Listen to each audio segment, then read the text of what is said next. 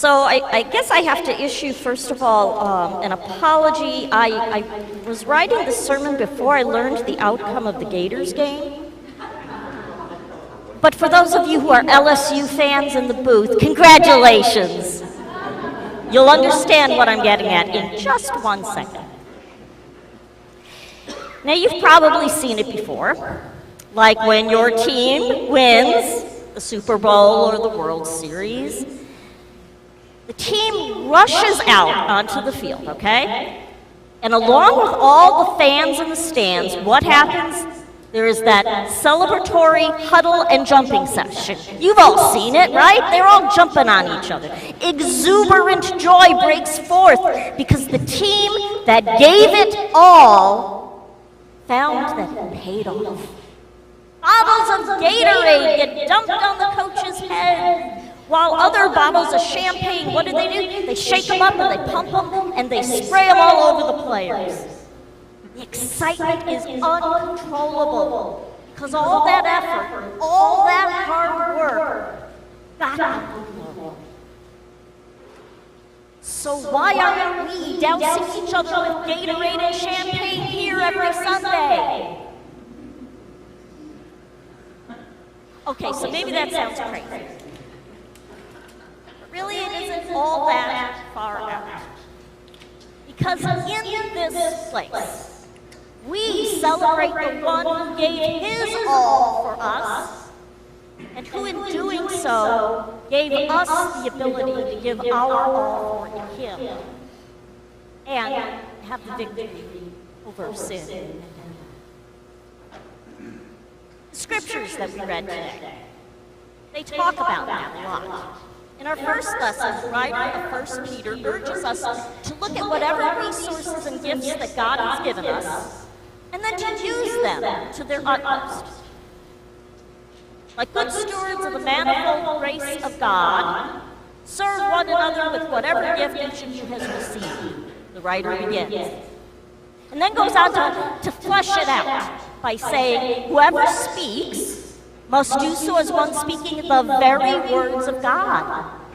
Whoever serves must do so with the strength that God supplies, so that God may be glorified in all things through Jesus Christ. Whoever speaks must do so as one speaking the very words of God. Wow. Which for us preachers means that when we get up here to give a sermon, we have to remember that what we say are the words that God gave us to say. Talk about responsibility. But also for you out there, you have a right to expect that God will speak to you in whatever we say, however poorly we may do it. God will indeed speak to you, even if we are wrongdoers. God has the power to do that. But it's our job to speak with the inspiration of the Holy Spirit in our minds. Now, if we did that, if you really felt God breaking forth in our midst every Sunday when you hear the word read and preached, wouldn't you want to celebrate? Then let's take a look at the Gospel, where the scribe asks Jesus what the greatest commandment is, or the first commandment is what is actually in the scripture, but it means the greatest commandment. Now, Jesus answers him by quoting something called the Shema, which is named for the first Hebrew word in the commandment, and that word is hear. So the commandment starts out by reminding us to hear or remember that our God is God, that our God is one.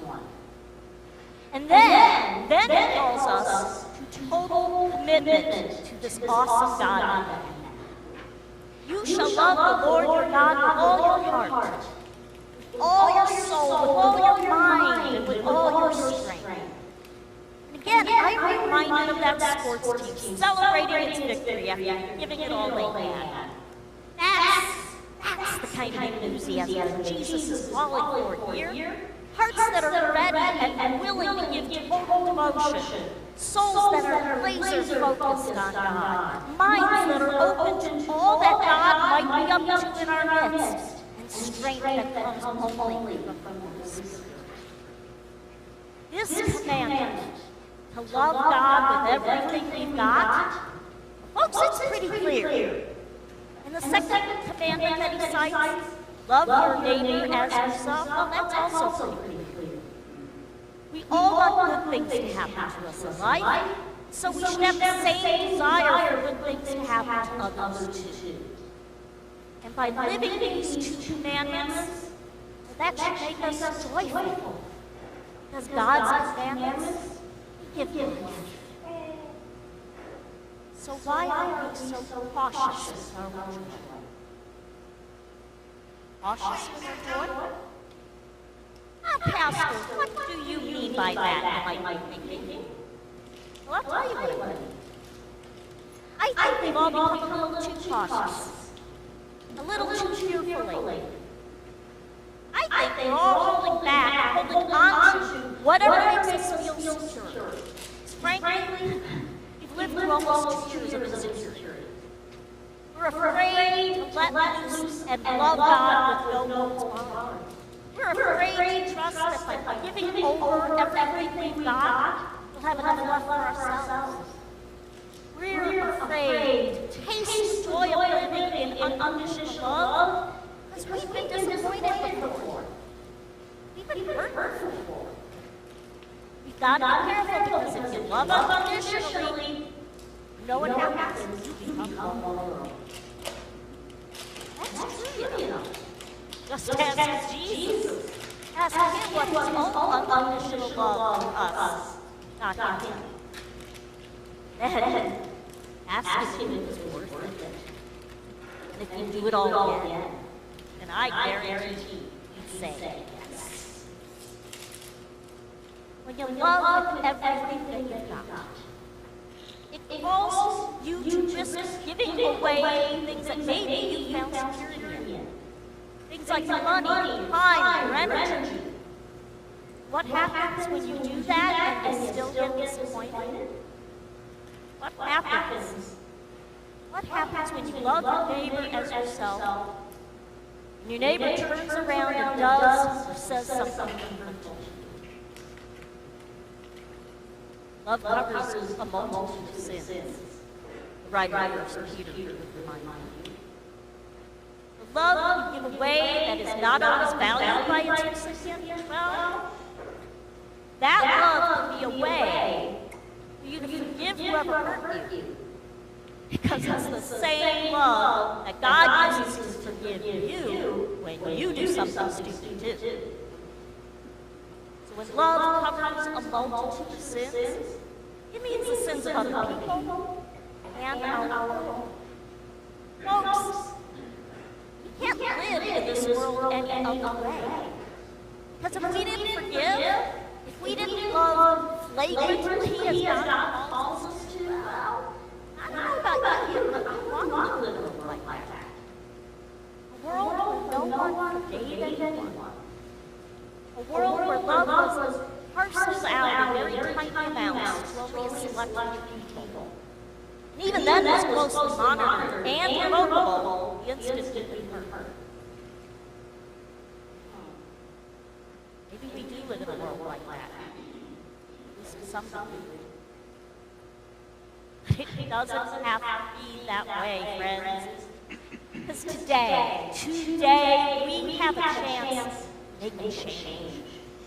Today, we are being given an opportunity to rediscover the love that brought us here in the first place.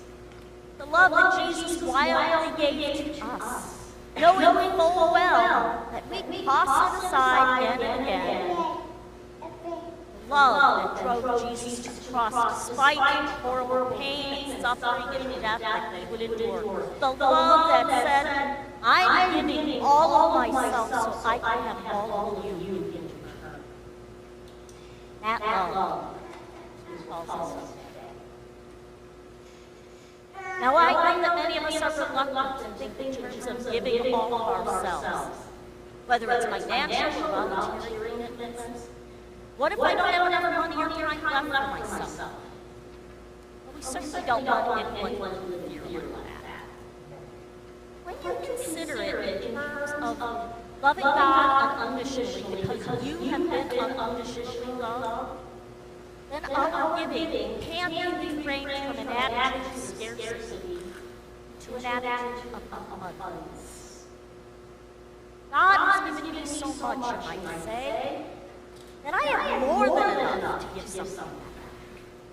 Remember, and this is important, the writer of 1 Peter didn't say that you had to serve in every capacity there is. It says that if you were given the gift of speech, then speak as if you were speaking the words of God.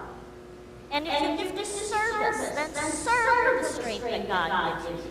In other words, consider what gifts God has given you, and then give it all you got. Doing what you've been called to do because of that unconditional love of God fills your heart. There's a song by Tina Turner. Anybody out there like Tina Turner? Okay. That I'll admit, I like to melt it out when I'm all alone because nobody else wants to do it. Oh, what's love got to do? What? Okay, I like that.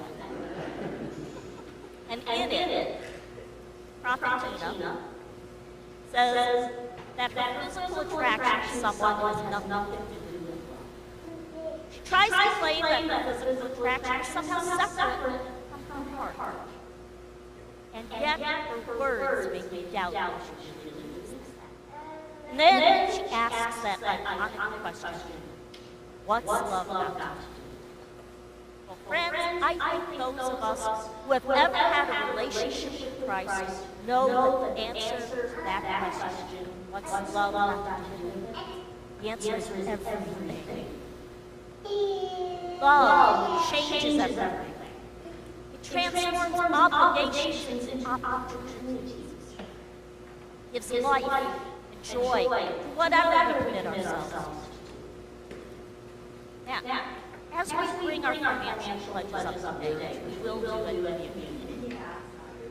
As we bring them up to dedicate to God's work, wouldn't it be amazing to see each other rushing up like football players who just won the trophy?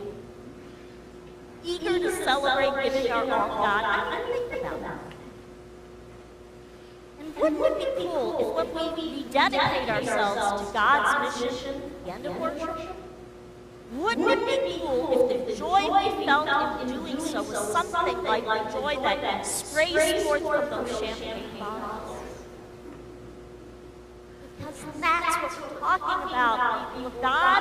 We're talking about relishing God's unconditional love for us and tossing it around like players, hoisting each other on their shoulders in celebration.